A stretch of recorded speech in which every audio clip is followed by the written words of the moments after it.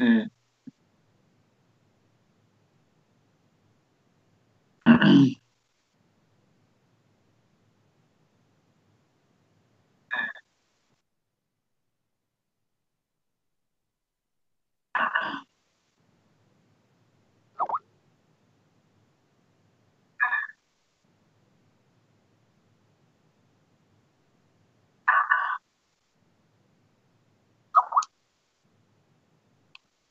Cool.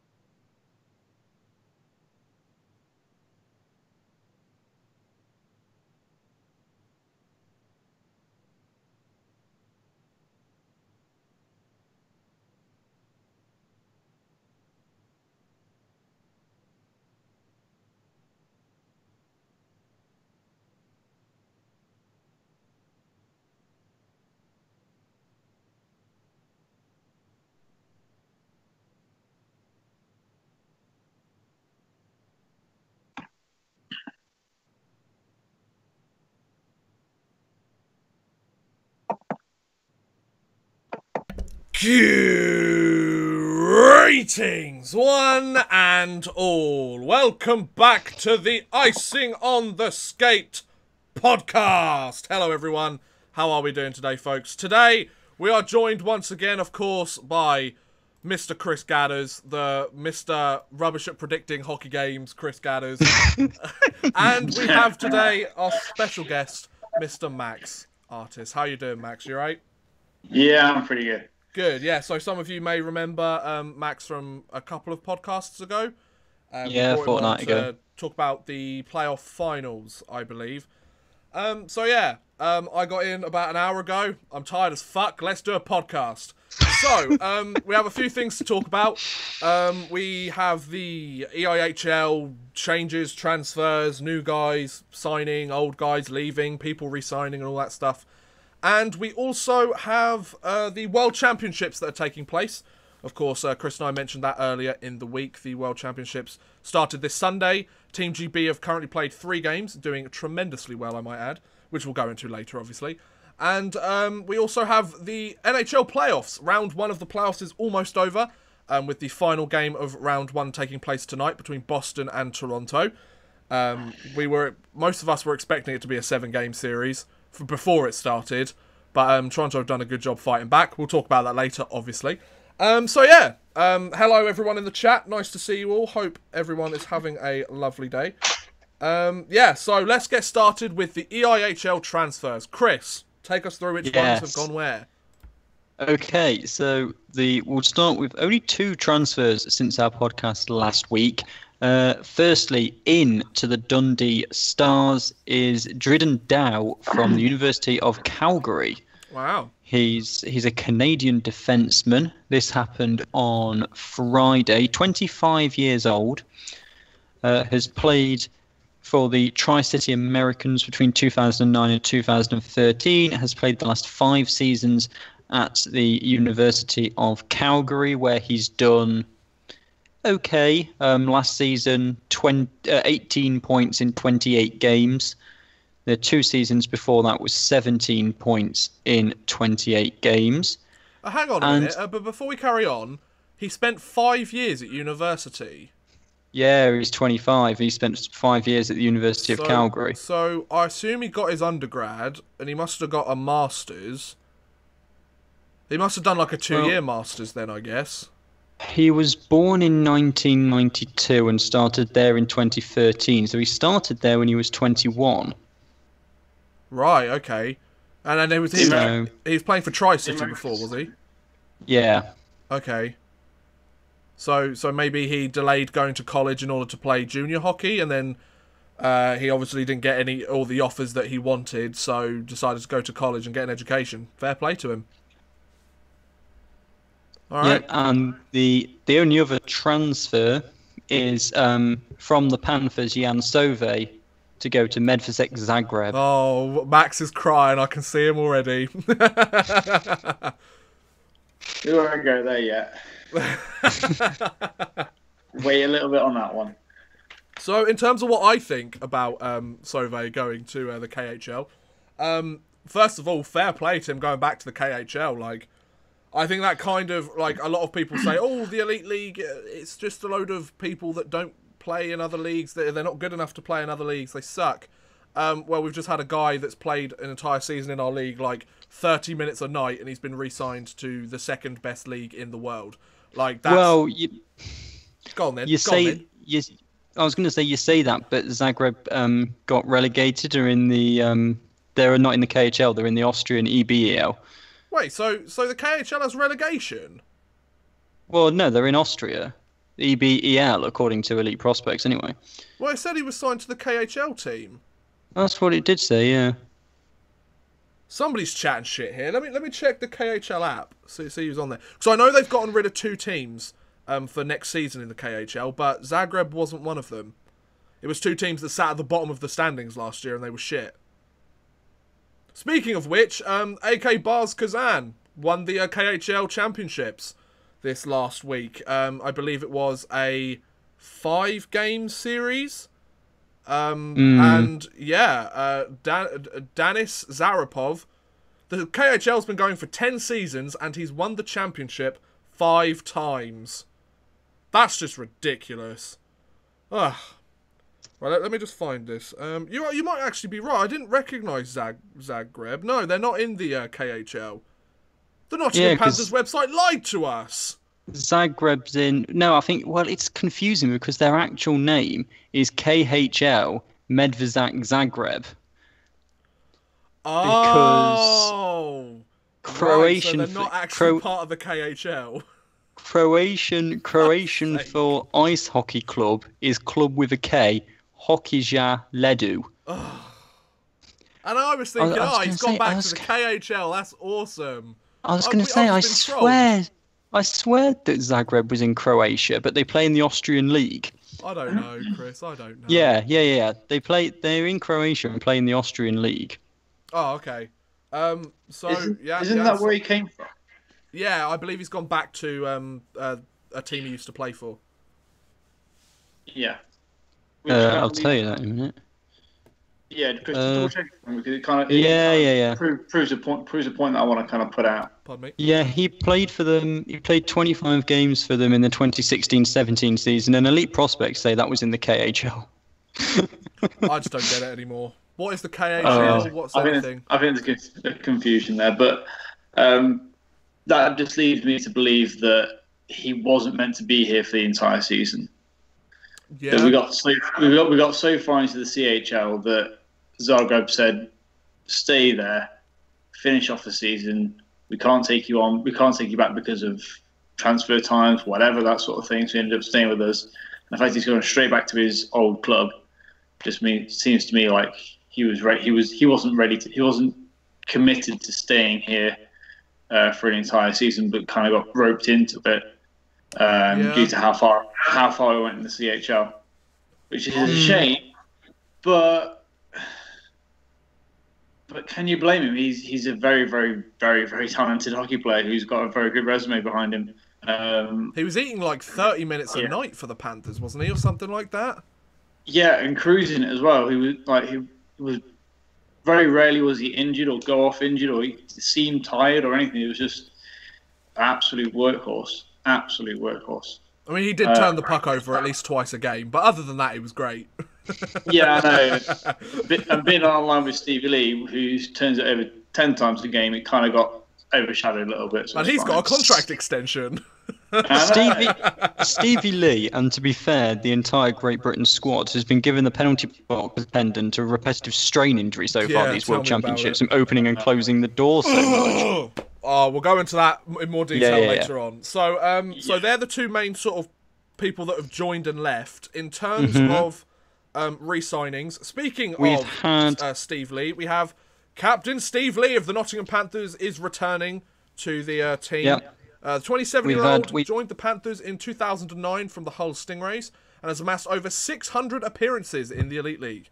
He also becomes the first signing of the new head coach, which we mentioned last week, Rich Nomaz, who was announced as his successor, Corey Nielsen's successor, blah, blah, blah, blah. And basically they're like, yeah, it was great. Thanks for coming back, Stevie Lee. So he's back.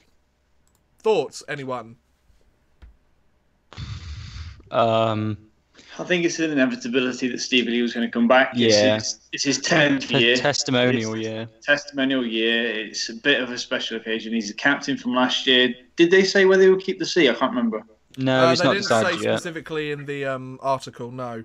I don't think he should, just saying.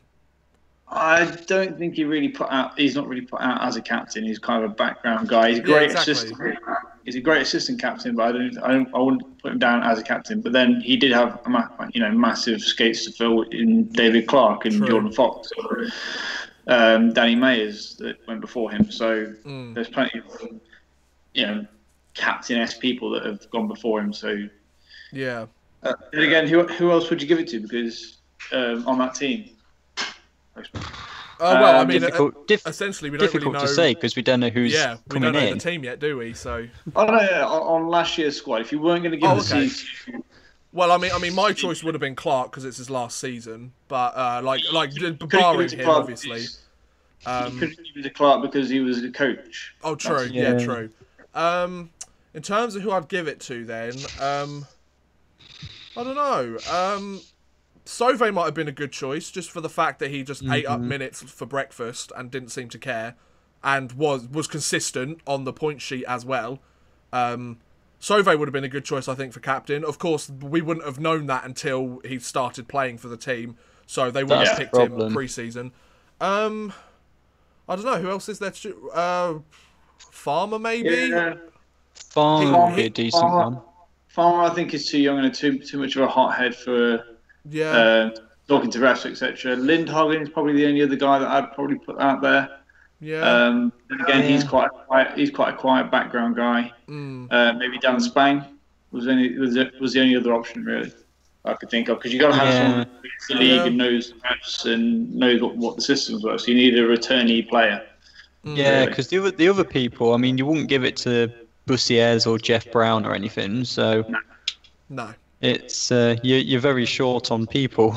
Exactly. I think he was kind of captain by default. If not taking anything away from Stevie, he's a fantastic player. He's he's a very good brick player, and he has earned his place in that team. And he's a character on that team. But is he a captain? I wouldn't have thought so. Yeah, but you're absolutely right. Like, who else would they have picked? I guess Stevie Lee was essentially stuck between a rock and a hard place. Like, he had big shoes to fill, being the next captain of the Nottingham Panthers. He's just had the highest point scorer of all time in the league, in David Clark, having been the captain previously, and some of the other like Nottingham Panthers stars or legends that you've referenced. Like, big shoes to fill, and who else could have really filled that? Like, it was a tough job to follow, and who else could have done it really? Yeah, and Clarkey is still playing. Like, he's still on the team. He's still right there. Like, it's an awkward one. It is a really awkward one. Definitely. And then the last bit of sort of players re-signing. Well, we've got 5 more. Did we have 5 more? I thought we only had 1. No. We've got 5 more since last week. We have 2. They're all circling on the bottom. But I'm not reading that. Yeah, I know, but it's engraved in. It's engraved in my mind. So we've got forward Ben Lake and defenseman David Clements re-signing for Coventry. We have forwards Ben Davis and Ian Waters retaining at the Guildford Flames, and Darcy Murphy forward at the Giants. So those 2 Guildford signings, I think, are really smart signings. I think Davis has been really good in the GB squad. He was one that I didn't really see much of, because Guildford is a team that I didn't really know much about before this season.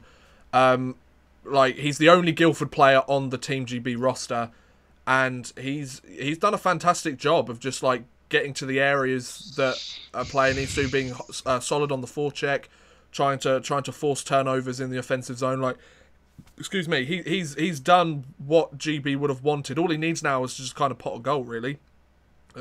He's kind of done everything that you would expect. Ian Waters is a great re-signing for the Flames. He had 54 points in 55 games last season. Exactly, almost a point per game. I remember him having a really good start to the season for the Guildford Flames. He was very much a part of their strong push from the beginning of the year in order to get a playoff spot. So yeah, I think that's a brilliant. I think those 2 are the signings that stick out for me, and of course Darcy Murphy going to the Belfast Giants. Just a bit of background to him: he's 25 years old. He wants to win some more silverware with the Belfast Giants. They won the Challenge Cup, of course. He scored 33 goals last year, 25 assists, so that must be 58 points in 67 games. So, solid numbers, definitely. That's different. That's different to what Elite Prospects has. So. Oh, really? I'm reading this from the Elite League website. Oh, Elite Prospects say 26 goals and 22 assists for 48 points. Maybe Plus in how many games? 55. This might be including Challenge Cup games then. That's why, yes. Yeah. Sorry, tournament statistics. Yeah, sorry, I forget that they split them. 11 games in the Challenge Cup, 7 goals, 2 assists for 9, so that's 57 in 66. This has 58 in 67. Something like that. Yeah, plus playoffs. Plus that playoff semi-final. True, plus playoffs. That's what it is. So yeah, so they are the players. Is there anything you want to add, Max, on any of the re-signings? Not really. I would say Guildford ones I've not really paid attention to, because I've not seen anything come out of it. If I'm honest with you, I'm not really clued up on those guys. Sure. Belfast always put a strong squad together, so they always retain what they feel are good players and good fits. So you just kind of got to, as a Belfast fan, thinking about it, you just got to believe in Adam Keefe, and that they know what they're doing in their organisation. I really hope they put a really good show on for the Continental Cup, and maybe even host a stage, because they can they can sure as hell do it. They can if they can host the Final Four there, Yeah. they can host other things there. Then my God, they can definitely put the Continental Cup on there. It'd be great. It's about time that a British arena hosted the Continental Cup final. Damn right, son. Yeah, because we got a stage when HSV The Hague, Davos, was it Davos? No, yeah, we had Dynamo Riga we had Juniors. the second round. We had the second round when Panthers were in it. Yeah, Riga Juniors, HSV The Hague, and Biplo from Spain. That was a really good tournament as well. If anyone gets a chance to watch the games back on that, there are DVDs floating around somewhere. They are fantastic games, especially the They really were. Especially the junior games, the Riga junior games, fantastic. Yeah. Just one thing on transfers. I'm reading back on the chat. Joe Kelly says, "I really want Lakovic to re-sign. I love the guy." I've got my thoughts on this. Just what are your thoughts? I'll let you start, Chris. I think he's a useful signing in the sense that he's Brit and he's a decent Brit that it fills a Brit slot. He wouldn't be the first person I'd rush out to re-sign. Okay. I'll throw my hat into the ring. I completely disagree with what you're saying, Chris. I don't think you think of him as just like, oh, he's a Brit, let's get him to fit that cap. Like, I know the Nottingham Panthers need scoring and they need some offensive stars in order to be better than they were last season. But Lakovic, I think, is a really good guy of knowing what his role is on the team. He's not out there to score 30 a season. He's done that before, and like I would argue he has the potential to do that again. Will he do that again? I don't think so, personally.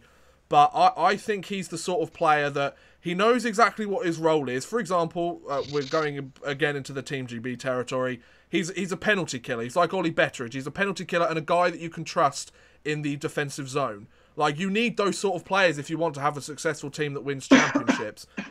You're more than welcome to disagree with me. Like, this is just sort of... All right, go on then. What do you want to say, Chris?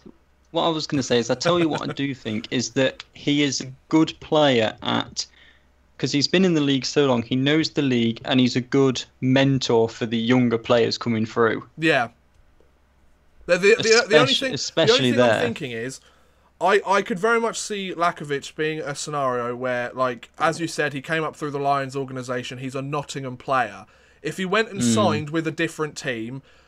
most of the fans would be like, oh yeah, that's fine, we can get somebody else to replace him. But he's the sort of player that would, like, he'd go to another team and help them win a championship. He'd help them win a trophy. And he does a lot of the stuff that goes under the radar. He makes a key block. He gets his stick in the right position to block a shot. He'll clear the puck on a really key penalty kill. Like, he doesn't do the stuff that shows up on the score sheet as the first star of the night or the man of the match or anything like that. He to me, he does the stuff that, as somebody, I'm very much like to be, I very much like the team players, and I think they're just as crucial as the goal scorers on any team, whether it be NHL, EIHL, anything like that. Oh yeah, they are. And I think Lakovic is as good as any of them out there. He can score goals. He does score goals. He doesn't score a huge amount. But if it comes down to it and you need a key goal, Lakovic can provide it. So yeah, that's where I land on it. What do you think, Max? It might sound like I'm going to be baiting on a bit. I don't want it to try and sound like. I wanted to put out there straight away that I've played with Lacko in juniors. I know him personally. He's a great player. During the juniors in his early career, he was an absolutely outstanding player, one of the best in the league. He has slacked off in recent years. And I think he's kind of missed his window to do the same as what Clarkey did and take a year away, play in Italy, play in Austria, play in some other European league and get some experience. I think he's kind of missed his window on that. He's kind of just stuck and just kind of edged his bets with the Panthers and played it too safe. I think he's become a bit lost in the... He's become a bit lost in the team. Like, he's just kind of like, oh, Lacko's out there. Yes, he does kill penalties. Yes, he is fantastic at that, and he's got his role set within the team. he doesn't really, for me, he doesn't really venture out of like a penalty killing third, maybe fourth line minutes, grinding it out, and filling in where he needs to. Could I put up a counter argument there, perhaps? Go ahead. Maybe the majority of that is to do with the coach that he's had. Maybe the coach hasn't trusted him to be able to play top line minutes. Maybe, like, of course, like you've said, like, I completely agree. Like, he's not exactly tried to push himself more and more. He's had the ability and the potential to do it, but he may have gotten a bit too comfortable with where he's at. But maybe it also, like, he's playing a certain amount of minutes a night. He's playing on the third or fourth line. He doesn't get to choose which line he plays on. Maybe that's the coaching that goes, oh, actually, no, Lakovic, we want somebody else to play at this point. Maybe it's a case of, for example, we've got this new coach coming in to the Panthers. Maybe he goes, Lakovic, I really like how you're playing. I want to play you on the second line. You're going to get second line minutes. You play well. You score some goals. You produce for us. I'll keep you there. If not, I'll send you to the third or fourth line, and then you know what you're getting from Lakovic on the third or fourth line. Yeah. Yeah, I think Michael Walker makes a good point. He says that Lakovic scored 2 goals against the Devils in 2 minutes, and yeah, he did, but that's one game, and I think that's a lot of the problem, is he does brilliantly in one game, and everyone goes, he's amazing again, and then he disappears, but yeah, it goes quiet for a little bit. Then again, that's the problem with most of the British players. Like, Farmer went quiet for months this season. That is true. See, I was about to bring this up. So Farmer is what I would call the perfect. What Lacko should have done is exactly. Well, I won't say exactly what Farmer did. So yes, Farmer has been around the league. He's played Sheffield, Coventry, and I think one of the teams as well as us. He's also spent time out and played in Kazakhstan. He's also been out and played in some other leagues around the world as well. And he did all that before coming to us. Now, if you go back and watch how he played in Coventry and Sheffield, and compare him to how he is now, he is infinitely better. Yeah. Now than he now through the experience of having that time away, and unfortunately, I think Lacko, now being closer to 30 than he is 20, has missed the boat on that one. I think he should have had at least a year away, maybe 2, in a league where he would have been one of the top people. He would have been relied upon. He would have been, I don't want to say that star piece, but he would have been that offensive threat, or just to develop his game a bit more. I think he got a little bit stagnant with Corey and got a bit too happy within the Panthers. Like, he didn't want to rock the boat. He didn't want to push himself. He was kind of like, right, I've got myself a team. I've got myself in. I'm set. I'll just do the role. I think what was quite interesting, I think quite a lot of these players do their game is infinitely better by having a year abroad in a new place where they're primarily focusing on the hockey. Another example based on playing in Kazakhstan, Ben O'Connor. He's now one of the best defensemen in the Elite League.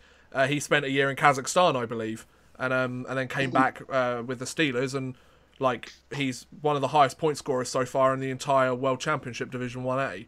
So yeah.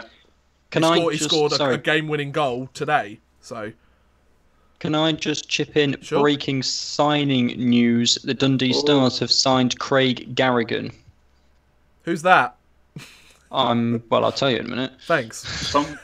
Some guy is going to some Scottish team this coming season. The Dundee Stars are delighted to announce the signing of British forward Craig Garrigan. He rejoins the organisation after a 4-year spell impressing in North America with the Skyland Kings, where he recorded 82 points in 40 games. Wow. He's 20 years old. He also brings international experience. He led the GB under-20 side in the role of assistant captain during the World Junior Championships. Yeah, okay. So, is this a Brit that's gone abroad and coming back a better player? That's a good question, because the Skyland Kings, I assume that's a junior organisation, right? Yeah, and 82 points in 40 games. Yeah. Which league is the Skyland Kings in, just out of curiosity? Skyland Kings will be... I have no idea. Hang on. Neither do I. That's why I'm asking. Well, yeah, I know that. They are triple A team. They it's probably are Bantam, yeah. proud members. They are proud members of the Atlantic District and the New Jersey Youth Hockey League, the NJYHL. Brilliant. That Tier league. 2 organisation. All of those, that league and their players. I think I played them on the NHL 06, maybe 7. I don't know. Yeah, something like that. Yeah, so the Dundee Stars have got a guy that's now too old for the juniors. Hopefully he'll come back a better player. That'd be great. That'd be great for Dundee. They need a bit of a boost for their team next season. So yeah, that sums up all of the signings, doesn't it? We didn't really talk about the Coventry signing. In fairness, I don't really know what I can add to that. It's not really a huge piece for me. I don't know about you guys. If you guys know anything about it, feel free to chip in. No, I mean, they're just players going to Coventry, really. Yeah, pretty much. No, and their big Brit is already. Well, I say their big Brit. A big Brit for them is already in with Ferrara. So That's true. Yeah. That is true. Speaking of Ferrara, let's move on to the World Championships. So, as we mentioned earlier, that was a smooth segue. Yeah, look at me. I'm not just a pretty face, folks. Let's start with the game going on at the minute. It's currently towards the end of the second period. Slovenia 2, Hungary 1, which is a big game for Great Britain, and we really could do with a Slovenia win. Yes, please. Yes. And they are doing at the minute late into the second. Hooray. Thanks, Slovenia.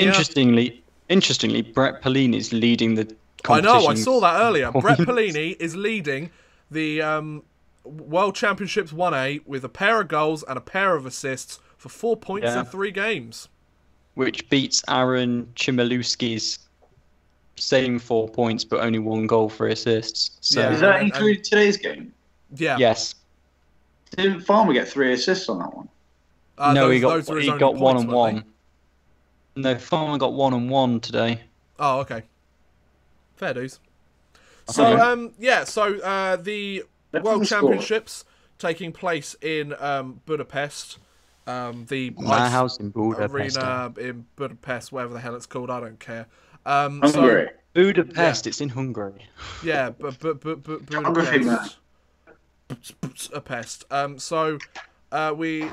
The tournament started on Sunday, and the teams that are playing are Hungary, of course, they are the host nation, Team GB, Poland, Italy, Kazakhstan, and there's one more. Slovenia, that's the one. Team GB, they, of course, promoted last year at the Division 1B Championships in Belfast. They won the gold medal in that tournament, meaning they got promoted to the 1A division, which is just underneath the quote-unquote elite division that has Canada, America, Russia, and all that stuff. Essentially, the plan for Team GB is to just not go back down to 1B. And they've done a really good job so far of not doing that. Each team plays 5 games. We played our first game on Sunday. It's on the screen now at the moment, actually. Team GB won against Slovenia, who went to the Winter Olympics earlier this year and scored and won 2 games in the Winter Olympics, we might add. The Great British team won 3-1. Then yesterday there was a game against Kazakhstan. We went up 1-0, thanks to a goal by Luke Ferrara, his first goal as a member of the Team GB senior squad. And then we allowed 6 goals, and Kazakhstan won. Fair enough. We're not going to win them all. No. And then, earlier today, we had the game between Team GB and Poland. Now, we went up in this game, I believe. We were winning after the first 2-1. Then we were losing after the second 3-2. And then we won the game 5-3 with 3 goals in the third, and one of them was an empty netter at least, wasn't it? Yeah. The last one was an empty netter. So you've got... we took the lead in the first few minutes, in fact 3 minutes and 2 seconds, Pellini from Richardson and Farmer. Do you know what I've noticed? We've had really good starts in every game. We really have. And that lasted for just under 10 minutes when Steve Lee was in the box, and then they scored on the power play. Yay! Thanks, Lee. And then with under 90 seconds of the first period to go, Colin Shields with a beautiful goal that hit the base of the right-hand post, went across the line, hit the base of the left-hand post, and fortunately it was at an angle which it then went in. Beautiful. From the assists of Farmer and Pellini on the power play. Farmer and Pellini, the two Panthers, just combined beautifully behind the net for that goal. It was a great goal. I do have to say, Pellini has been solid in this tournament. I was expecting him to be good, but I wasn't expecting him to be like this good, you know? Yeah. He's really risen to the occasion. It's perfect. Ethan Drew, the GB coach, is Pete Russell. With assistant Adam O'Keefe. And Corey. Oh, yes, I did see him there. I was like, hang on a minute. Oh, yeah, of course you're there. Yeah, Corey's there as well. I didn't think he was there. I didn't see him. He's there. Yeah, he's there. Okay. He's there just chilling out, maxing, relaxing, all cool, and shooting some b-ball outside of the school. So in the second period, Poland scored 3.5 minutes in to tie it up, and then just before the halfway point to take the lead, then Mark Richardson got called for a tripping penalty, and they had a penalty shot, but Ben Bounds saved it. Bones! I love him. He's played great, except for the game against Kazakhstan, but we don't talk about that. Yeah. Then in the third period, Brandon Brooks scored and tied the game up at 44-56. Then on the two-man power play, because they had 5 on 3 after they had a guy in the box for interference and then another one for high sticking. We called a timeout on that 5 on 3 actually with 40. That's a really bloody good idea. Well done, Pete Russell. And then, well, it worked because 14 seconds after the timeout, we scored and took the lead. Our power play for game 1 and 3 has been on fire. And power play is the best in the tournament. Is it? Yeah. Shit. And then they pulled their netminder, and with 31 seconds to go, Jonathan Phillips from the assists of two former Lions, Lakovic and Betteridge. The only question I have is, how much has Liam Kirk actually played? He's been getting shifts. He has been getting shifts. I'm pretty sure he didn't play in game 1. Hang on, Liam Kirk, time on ice. Is that total? Yeah, total time on ice. 5 minutes 54 in 9 shifts. This is his chance to show the NHL scouts that he's ready to play in the NHL. That was just against Poland. Let me get the 5 minutes for a future NHLer? I don't think so. Team GB. Against Kazakhstan, did he play at all in that one? He probably did because the score was being run up. But I don't think he played against Slovenia. He played 3 minutes 33 against Kazakhstan. He's playing oh wow, he's playing like 5 minutes. That's and then Slovenia, did he not play? I don't think so. I don't think I saw. I'll check it. What's his name? Paul Adey, and what's his name? Aaron Murphy. No, he did. He played 35 seconds. Brilliant. Brilliant. There you go, NHL scouts. If you want to know if Liam Kirk is the real deal, you got a quick 35-second video to watch at some point. Could you imagine just like NHL scouts in like the scouting room going, right? So we were out of the playoffs, guys. So we're gonna get some decent draft picks. Who should we look at? Oh, I've got this geezer from Britain that might be ready. Oh, how much did he play in the local tournament? 35 seconds. Bring the video up. Let's have a quick look. Like, come on, play him longer. He played 35 seconds in the first period, and that was it. Oh, disappointing. I don't think this is a stage. This is much of a stage for Liam Kirk to show off his thing. The coaches have got like someone who, Max has put it brilliantly. He could do more ice time, but it's Russell's job to get the team to win, not to showcase him, showcase Liam Kirk. He's done that himself through getting the interest himself, playing in our league. Yeah, well, if you think he's got the NHL Combine at the end of May, so Yeah. Is he actually going to that? yeah, Yes. yeah, Oh, perfect. And also, he's played under 18s and under 20s already this year. exactly. So, Yeah, and he won gold at the under 20s, so Mhm. that's pretty good. Exactly, and the time that he was on the ice today, he did all the right thing. He may have coughed the puck up once or twice, but it wasn't major. His shot looked really, really good. His skating, he was like 3 or 4 paces behind, steps behind a guy, and he caught him in 2. Wow. And that's against I don't know whether it was the Poland's 3rd or 4th line or something, but he was behind a guy and then beat him to the puck in our own defensive zone, which kept possession, and then we went up the other end of the ice and gave him some more pressure in the offensive zone. The good thing is, he's, like you said, like he's played against men all year. And when he's played, like Max said in the chat, like when he's played against people his own age, he's dominated them. So Yeah. I think he's like 63rd on the international scouting list. So he's Not looking bad. like he's going to be a late round pick. I think he'll get drafted. I hope he's drafted. I hope he's drafted. I will Do you instantly start following the team that he gets drafted to. Do you reckon if GB get promoted into the world stage, then we'll finally have the Elite League in NHL 19? Yeah, but we'll all be Maybe. 35 overall. Yeah, well, That's yeah, very there'll be true, like yeah. 26 overall. We geezers. looked at that, didn't we, Hayden? Because we Yeah. we made a couple of players with their statistics, and they were all like 35 overall. Yeah, We're like, it yeah, was this really isn't shit. worth It was it. like the lowest overall possible. I was like, yeah, this isn't going to work.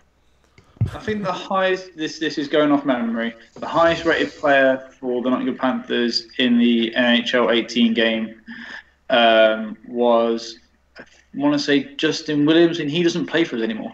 Yeah, he was the only silver at 75 overall. Oh no, he was the only rare. He was the only rare silver. There's a load of Oh yeah, silver. that's it. That's Yeah, it. he was the only shiny silver. The rest were all Shiny. way- What about way Mok under. Shantsev? What was he rated then? He wasn't there, was he, at the start? So he wasn't in. No. I'm Yeah. I'm not talking about Ultimate Team. I'm talking about the Champions Hockey League mode. Oh, I don't know. Oh, I'll have thanks to go for back. that. I'm going to have to go back into one of your videos and find out.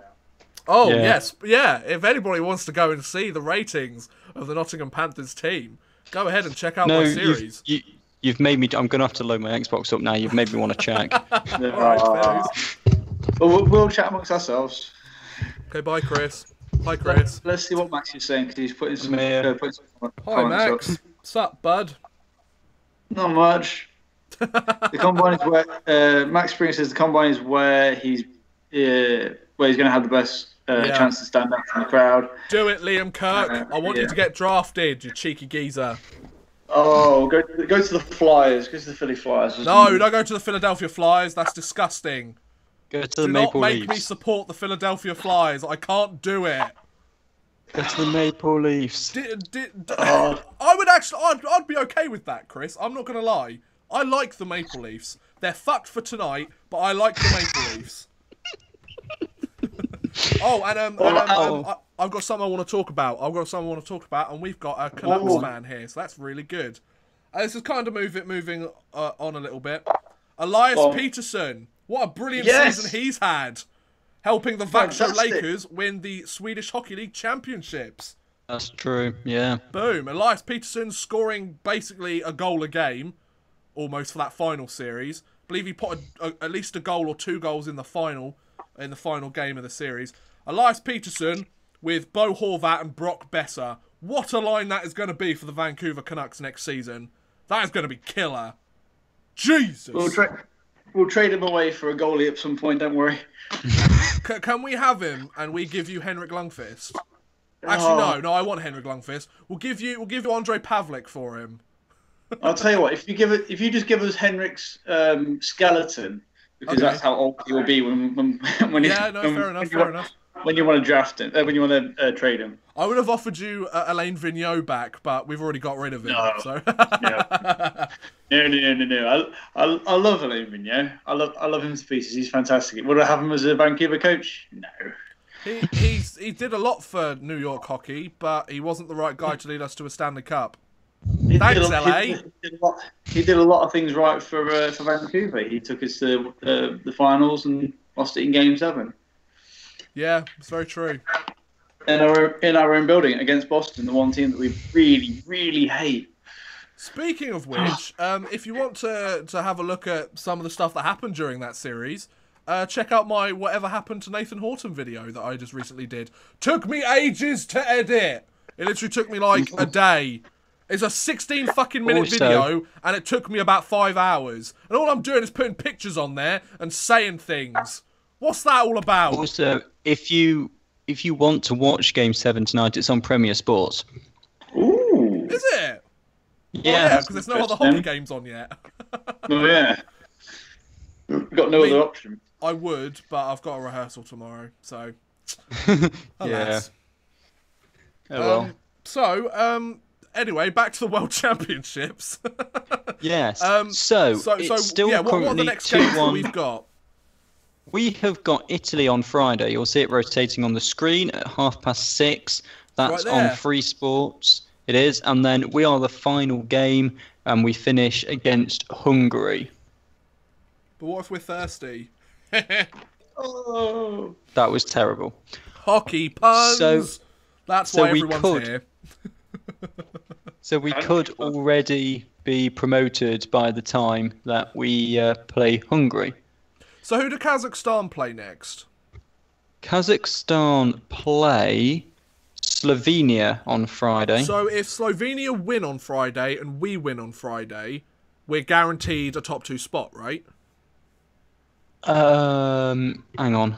If Slovenia win on Friday Against so Kazakhstan. that means, hang on, who's playing Thursday? You've got Poland-Hungary. No, because Poland-Hungary game. But both of them are under 6 points. Yeah, but if Hungary win tonight, but they're not doing it at the minute. If Slovenia win they'll tonight, be 4 and 6. We'll be 4 and 9 because we'll have beaten Italy. Yeah. And then Italy have got to play. Not quite, because we'll be in a good position to potentially go up. If we beat Italy tomorrow, and Kazakhstan and Italy both win on Saturday and we lose, then they'll both jump ahead of us on the goal difference unless we turn it around massively. Okay. If we win on Friday, we're guaranteed top 3. Oh. Providing that Slovenia beat Hungary. I mean, to be honest, if us being promoted into the top group, like, we're not expecting it.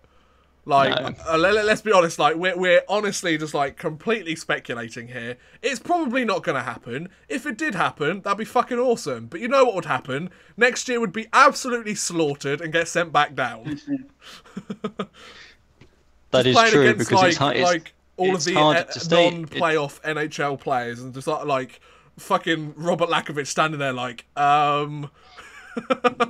what do we do, guys? It's harder to stay in the top division because 2 go down. Exactly. And you know what would happen? Clarkey would come out of retirement to play in that. No, because you want to get promoted up into the top division the year before an Olympic year. Exactly. Because then you end up in the Olympics, pretty much. Yeah. Yeah, which the boat's kind of sailed on that one, Team GB. Yeah, just don't go. I'm happy for you to stay in 1A until the next Olympics rolls around. Or if overnight we suddenly become NHL caliber players, then by all means go up to the top and win it if you want. Like, I'm fine with that. Can you what radioactive spider are we getting bitten by? Can you imagine us going up and doing what Germany did in the Olympics and almost winning incredible. That would be cool. I would be I think this is the best thing I've ever seen. If the NHL stops its players coming over again, then it'll be very interesting to see what teams put out there, like the most recent year. And again, you get the why not us. The why not us? Like, why not Germany? Exactly. Yeah. Joe Kelly's got it right, and Great Britain get relegated after a 17-1 loss to Canada.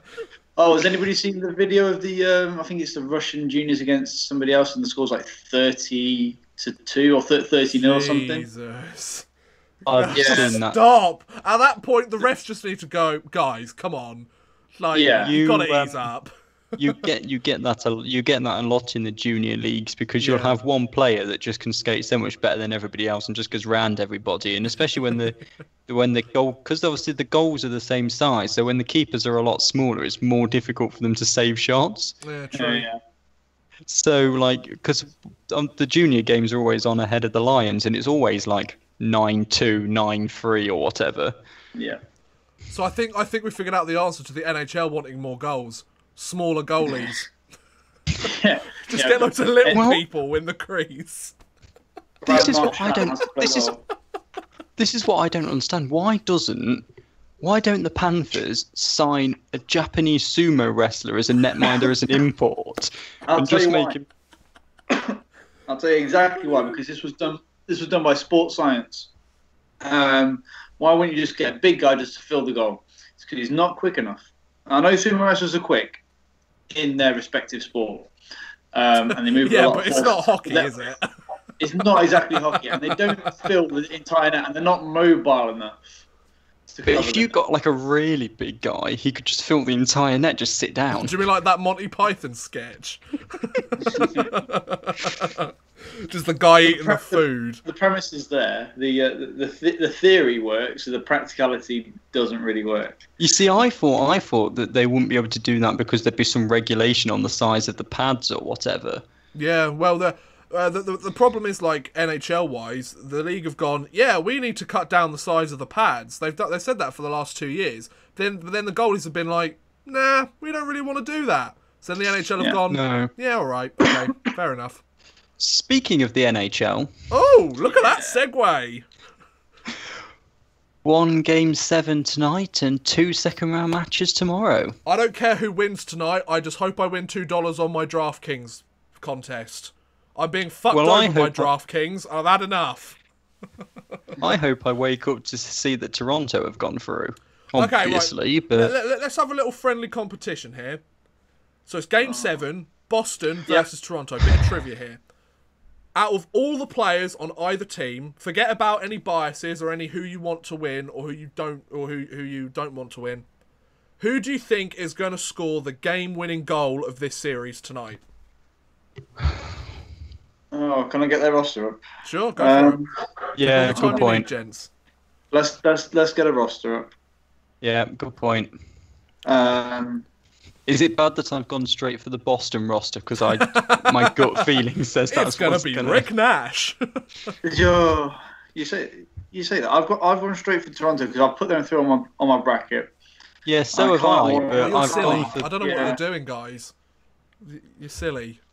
Toronto, really? Yeah. The blue and white. It's our turn for the cup.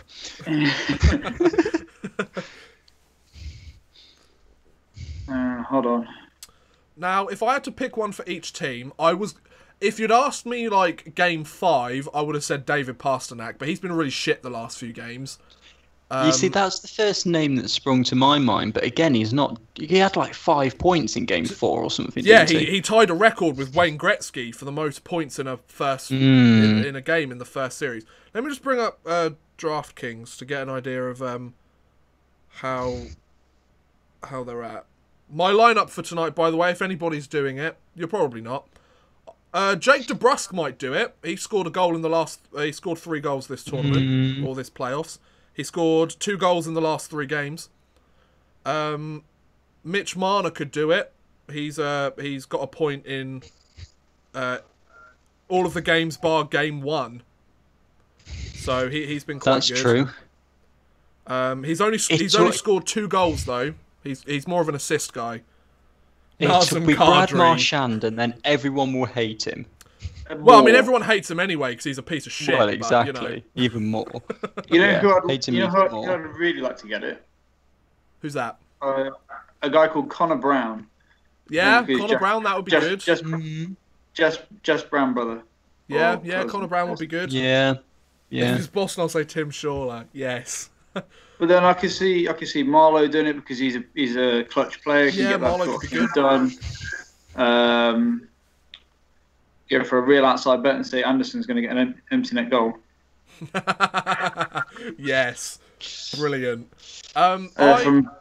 Okay, how about I'll let you pick one from each team. That makes it a little bit easier. Okay. So, from Toronto, he hasn't scored many, but I'm going to say Austin Matthews. I know that's like the obvious pick, or like but he's the star of the team. But he hasn't scored many in this tournament, or in the playoffs. But when he has, he scored some pretty clutch ones. If it's Boston... Oh, I don't think Pasternak will do it. Patrice Bergeron might. He's been quite good this series. I think he missed one of the games, or he's been injured for part of it. Yeah. I'm going to go Patrice Bergeron and Austin... No, I'm going to go Mitch Marner instead. He's been consistent. Mitch Marner and Patrice Bergeron as my picks. By the way, if Boston lose tonight... I'm going to be fucking laughing my head off. Do you know why? Do you know how much they gave up for Rick Nash? Too much. They gave up far too much. So if they go out in the first round, Rick Nash would probably want to re-sign with us. So we sent him away for 20 games. Michael Grabner, we traded him away and we got a decent return for him. Oh, and Nick Holden as well. We traded him away and got a decent return for him as well. 3 players that we traded away, and both teams have first round exits. I would find that hilarious. I would find that absolutely hilarious. So for Toronto, I'm going to go with Mitch Marner. I think he's going to do it. I really wanted to pick Marlowe, but there's something in my head that says he's not going to do it. Yeah. And then Boston's quite difficult, because I was going to either pick I've picked off it now. Charlie McAvoy as a defenseman. Yeah, I feel like it's going to be like a bomb from the point. Yeah. I think it's going to be a shot from the point that goes through. Okay. So I'm going to go with it. I'm going to go for a bit of an outside bet and go Charlie McAvoy, because I think Boston are going to lose anyway. Nah. I hope you're right. I mean, my bracket's kind of fucked if they do, so I kind of got them to win the cup, so. my bracket's doing all right. We'll get onto that in a minute, actually. Yeah, sure. We'll go through the other matchups. Right, Chris, who do you think's going to do it? You've had plenty of time to think. Come on. I have. Let's throw a curveball in and go from Toronto for Nylander. Okay. Interesting. Ooh, okay. He hasn't really done much this series, but okay. He's due it. That's what I'm saying. Sure. And then from Boston, obviously I don't know the Boston roster as well as I do the Toronto one. That makes it sound like I'm just going to go for someone really obvious. The first thing that did spring to mind was similar to what you said, Max, was a huge thing from the point, and that just made me think of Chara setting like a world record shot. Of course. Yeah, but he can't get that shot off. People are just all over him. Yeah. And plus he's old as fuck now, so he's really slow. Exactly. You know what? Let's go for Pasternak, because he'll have a great game and prove you wrong. If he does, I'm going to be really pissed off because I haven't put him in my DraftKings lineup. I've got a bone to pick with the fucking Philadelphia-Pittsburgh game, the last game of the series. I thought Sean Couturier. No, you know what? I'm not going to pick him because he's looking like he might be injured for Game 6 of the series. What happens? He comes back, scores a fucking hat-trick. What's that all about? No! I wanted to win $2, Sean Couturier. If we ever do draft seasons amongst the three of us, please tell me whatever you pick, and then I'm going to pick the opposite of that. Yeah. Literally, that is the best way to win. Just pick the people that I don't pick on DraftKings. I always pick the player. I always look at their... Because, for example, they get points on goals, assists, shots on goal, face-offs, block shots. So I'm always looking at all the stats, and you've got a certain cap that you can do it to. I'm like, I'm going to pick some of the superstars, pick some guys that are good in the face-off dot, some good block shots, who take a lot of shots. Every time, they always fuck up. It's like, thanks. 9.5 minutes left, timeout, Slovenia, still leading 2-1. Interesting. Anyway, so in the playoffs, second round games start tomorrow. Yes, that was announced last night. Pittsburgh against Washington. What a great series that's going to be. Yay. That sounds sarcastic. Well, first of all, it's going to be a good series. But second of all, we all know how it's going to end. Like we all know, we've seen this story before. Yeah. And then the other game tomorrow is San Jose against Vegas. Vegas. On Friday, Winnipeg against Nashville, and then on Saturday it's Tampa Bay against Toronto/Boston. If it's Tampa Boston, I think Boston will take it. If it's Tampa Toronto, I think Tampa could take it. Oh, what an awful time for Slovenia to take a penalty with 7 minutes to go. Oh, damn. Kind of sounds like us. Yeah, it does. So yeah, that's the. So what do you guys reckon for the second round games then? I know one of them we don't know yet, but I think I'm gonna. Well, all of the predictions, barring this game 7 tonight, I think I've got all of the bracket right so far. We've all got all of them right so far. No, I've missed one. I put the Ducks through over. Oh, did you? Yeah, I put Ducks through over San Jose. How'd that work out for you, Max? It worked out brilliantly. Sweep. Yeah. The only difference between myself and Hayden's bracket is this game tonight. That's the only difference. I mean, in the first round. I'm going to message you in the morning and be like, "I told you so." I'm fully expecting that to be the case. I'm not going to lie. If Toronto win, I'm going to be a little bit pissed off. And you know the reason? Because you two will be right. Not because I'm wrong, but because you two are right. I can't deal with it, man. I can't deal with it. There we go. So if I can't get my hockey predictions right, what's the point of this channel? Just out of curiosity, you know how in the bracket challenge we had to pick how many games? Yep. Yeah. Do we? I assume after the game tonight, do we have to do that again tomorrow for the second round? Because we didn't have to do it for the second. No, you only have to do it for the first round. Yeah, exactly. We'll have to keep an eye on it, I guess. Will we all get an email saying pick the number of games for tonight? By the way, for next year's playoffs, or for these later rounds, 6 games is the safest answer. It always is. Very rarely do they sweep. Very rarely is it 5 games. 6 games is literally the safest answer you can put. Yeah. I'm gonna go out on a limb as well and say that San Jose Vegas one is going to be the best series, not so much best game, but best series of the playoffs. Interesting. What, the entire playoffs? The entire playoffs. Wow. Okay. Because I wouldn't go that far, but Columbus and Washington have been good. Everything else has kind of panned out to what everyone kind of expected. The Pittsburgh Philadelphia series was good. That was some good. But it was just good. It was a massive goal fest. It was, yeah. Well, I mean, that's because Philadelphia can't get a good goalie if their life depended on it. Yeah, and what happened to Pittsburgh? Like, they had a couple of blowout games, but then to be fair, what would you call a blowout game now? A blowout game probably is anything more than 5. I mean, Matt Murray, I believe, registered at least 1 or 2 shutouts in the series though as well. So yeah. Whereas Brian Elliott was like, "Oh, what's a puck?" as it was sliding through his 5-hole. Like, I think the Vegas and San Jose series is going to be a battle of the goaltenders, without a doubt. Like, I think we mentioned it last podcast. The lack of goals that both of those goalies allowed in their series is just phenomenal.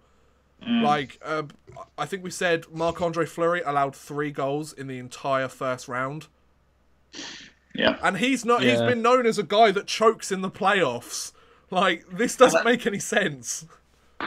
Yeah, but he doesn't choke till the second round. Well, I'll say that. You know, until the 2 Stanley Cups, he was just known for choking in the playoffs.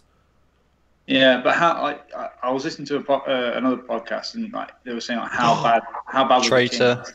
Well, I was doing some more research. I was listening to an ESPN a guy off here. He's like, that's fine. We'll allow it. Yeah, this time it's like it's legit. Yeah, they're too big for us. We can't deal with that. Yeah, we can't deal with that. We're fucked. Exactly. I just try and get hockey sources from as many as possible, and then create my own opinion from there. Yeah. But apparently, LA Kings just have sucked so bad, and Well, they shouldn't have made the playoffs. And the fact that they haven't scored barely scored any goals in the playoffs, is attributed to how bad they've played all season. So, and Jonathan Quick has kept them in most games. So let's see when Quick goes. That's got to be the start of the rebuild, really, doesn't it? Yeah, I mean, when does Quick's contract run out?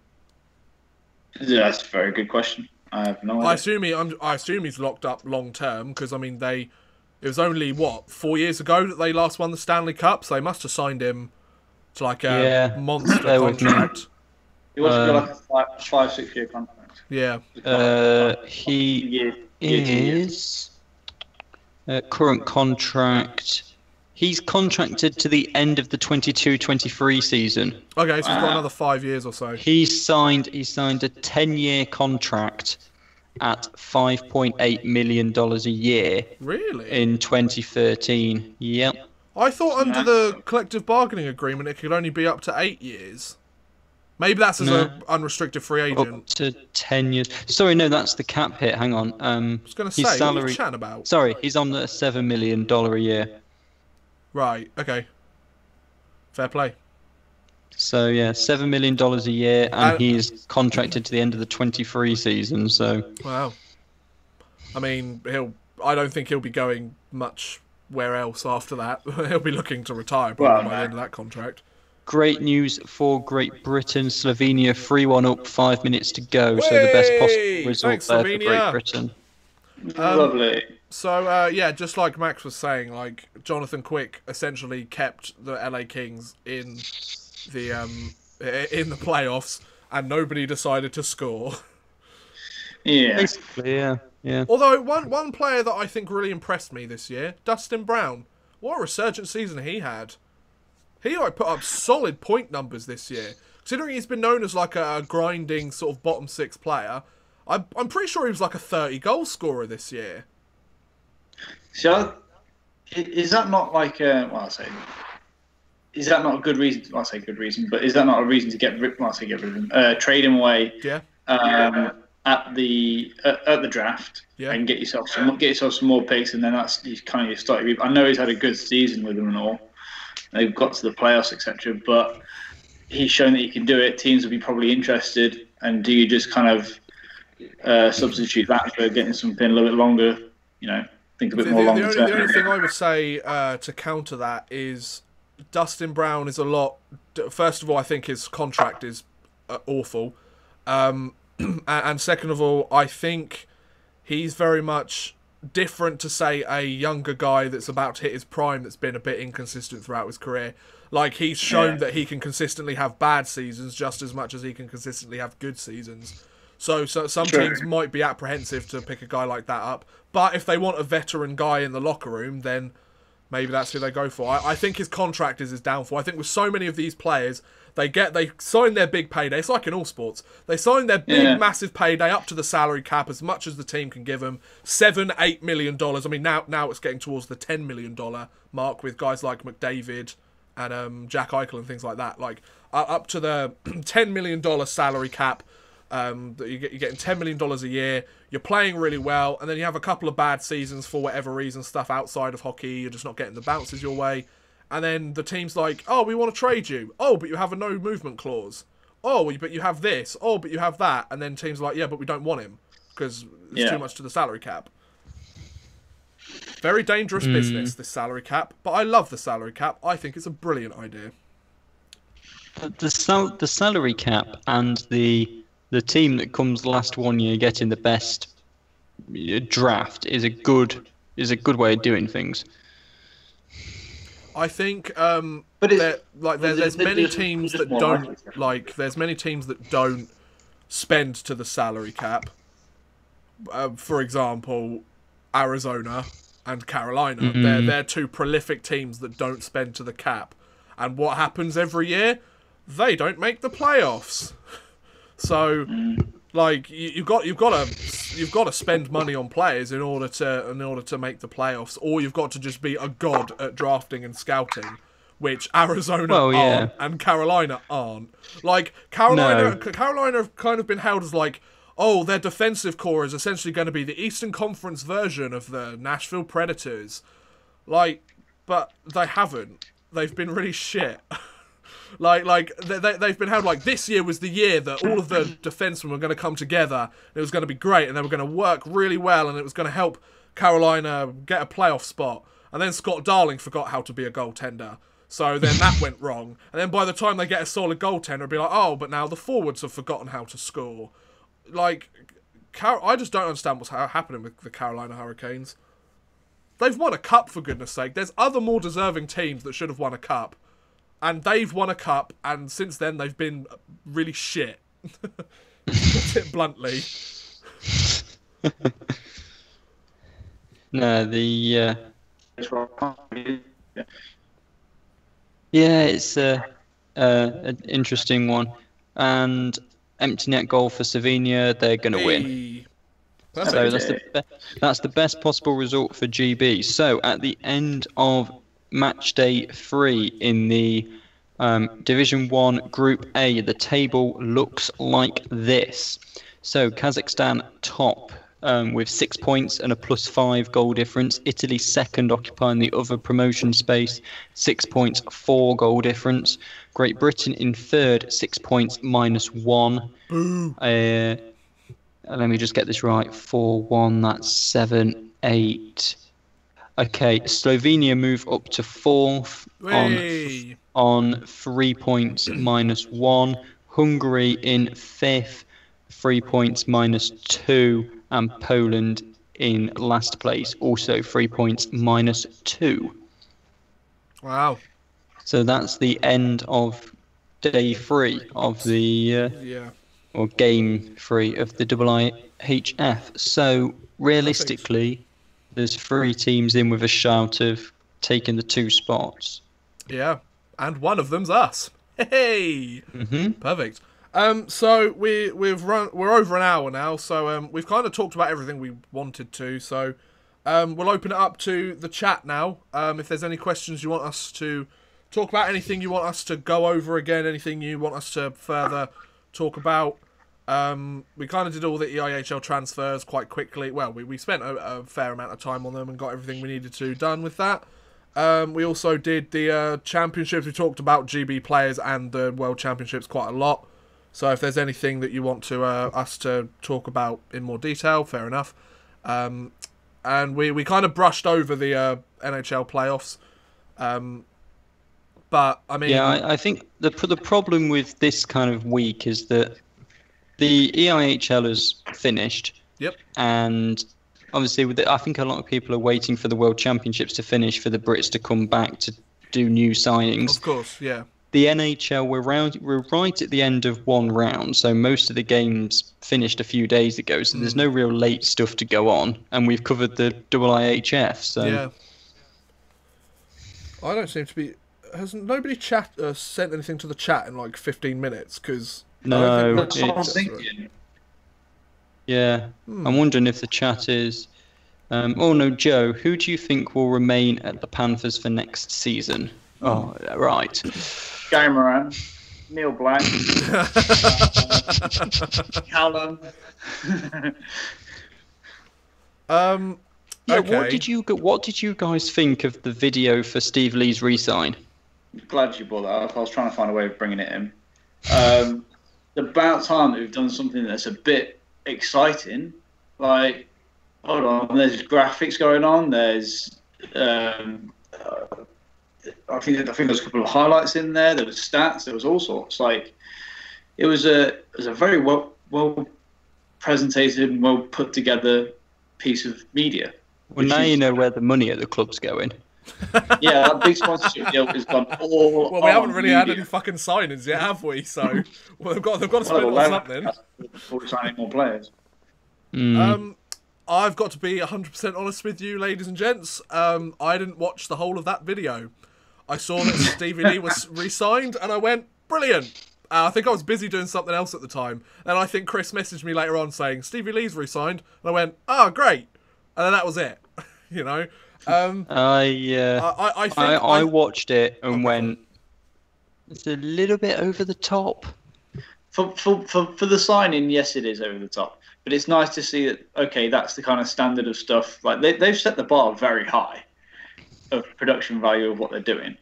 But the problem is they had all that time to do it because it's the only signing we've had so far this year.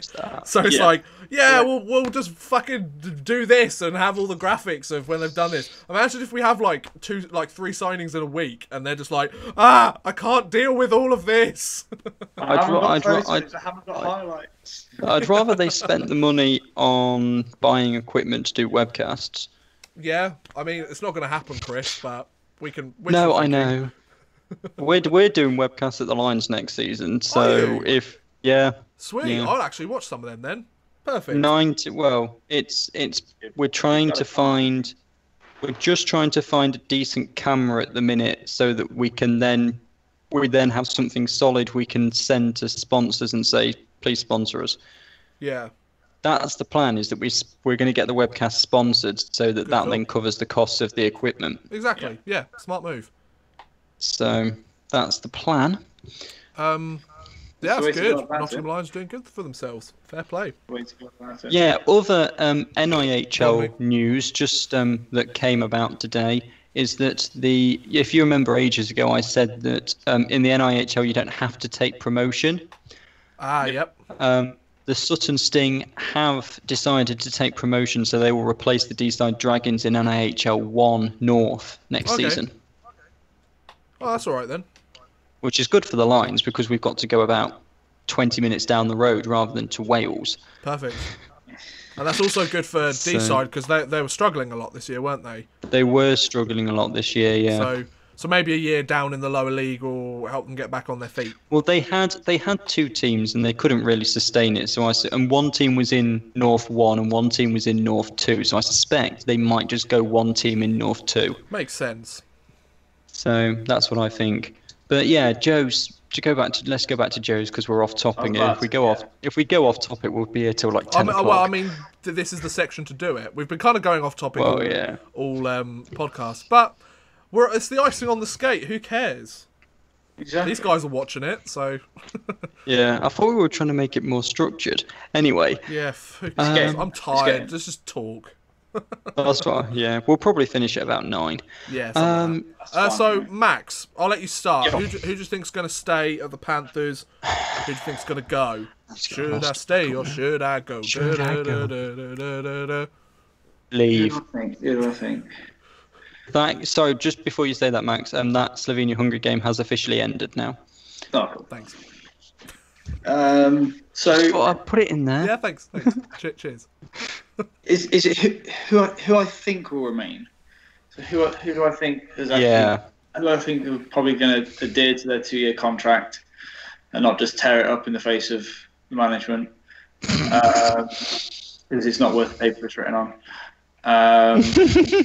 Well, or do I? That escalated quickly. Wait, we can probably segue onto that in about 5 minutes, so we'll get this done. Who do I think will remain? I think Jeff Brown might be coming back. He spent a lot of time in the off season so far in and around Nottingham, Europe, and Nottingham. So I think he might stick around. I hope how I feel about that. I love that on the Panthers website they've already put a page up for next season's roster and it's just Steve Lee. Yeah. It was blank before then. You know what that reminds me of? That reminds me of when the Vegas Golden Knights were first given their team. And it's like, we've signed Reed Duke from the Western Hockey League, Brandon Wheat Kings, and he was their only player for like 3 months. He's just sitting there like, so where's the team, guys? I can just imagine Steve Lee just sitting in the locker room by himself. Just like, come on, guys, it's a big game today. Let's do it. Just skating out onto the ice by himself and playing against like the Sheffield Steelers. Like, big derby game, and it's just him. It's him versus Mustikov. Oh no, wait, they've released him. Yeah. So yeah, I think Jeff Brown will come back just because of his actions post-season. I want Ollie Betteridge to come back. Whether he does come back, yet to remain. Apparently, there's rumours that other teams are vying for him. I'd like Betteridge. He's ours. They can. And the one thing that other teams do that we don't do, and this is in the Elite League. Get good We players. we let players go to them. We don't take any players. There's very few players that have gone Sheffield to Nottingham, or Coventry to Nottingham, or Devils to Nottingham. There's a handful of players that I can name off the top of my head that have gone Nottingham to Cardiff, Nottingham to Sheffield, to Belfast, to any other team. Benedict springs immediately to mind, as does Myers, although he came from Cardiff in the first place. Yeah, but still, he spent a number of years at Nottingham and then went back then. Like, yeah. It was revolving door with Matthew eventually. Yeah. But yeah, I think Jeff Brown, Ollie Betteridge, Stephen Evino was also back. One thing I'd like to see Josh Tetlow as a full member of the team. Yeah. Play the geezer. You're never going to know if he's a good enough player unless you actually play him. I would like Piver back. Yes. Bring Piver back. And yes, Betteridge. I would have taken Mokshansev, but... there's no hope in hell that Mokshansev is coming back. Exactly. Yeah. Lindhagen, because he's quick. So yeah, I'd like Farmer. I think is a good presence. Mosey, Pellini. Oh yeah, we've got to have Pellini back. Yeah, definitely. You've got to have Pellini, and we've got to have Mosey. If we lose him and Pither, then we've got a problem. We need to bring in some like serious imports. Yeah. Yeah. I think if Pellini carries on having a good campaign with GB, I think he might stick with the Panthers. I'd really like him to. He was like one of our top point scorers all season. Like, we need him. Yeah. In defence... Well, Lee's already back. There's like Spang and Gagnon, and that's like pretty much the defence. Spang... I didn't think Spang was coming back, was he? Oh, is he already... From what I remember, both Spang and Lindhagen, I think I mentioned on one of the last podcasts, was they have, and I think Brown as well, have finished their 2-year uni deals.